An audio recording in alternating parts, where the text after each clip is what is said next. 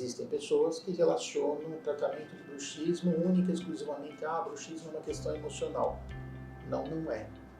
O bruxismo tem a ver com a TM ou já é outra patologia? Não, o bruxismo é assim. O bruxismo é uma situação em que aí tem toda uma explicação neurológica do bruxismo que vai um pouco longe, né? Mas assim, o bruxismo, ela é uma situação multifatorial.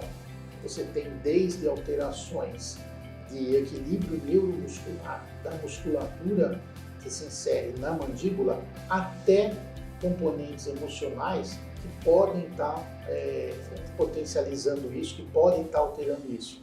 E aí é o que eu sempre falei, né? Eu tenho algumas opiniões que são assim um pouco firmes com relação a isso e as pessoas às vezes estranham. Mas é o seguinte, existem pessoas que relacionam o tratamento de bruxismo única e exclusivamente a bruxismo é uma questão emocional. Não, não é. Como também, o bruxismo é uma questão de suporte e ajuste oclusal. Não, também não é. O bruxismo é uma situação onde você tem que ter um olhar multifatorial para tudo que está acontecendo.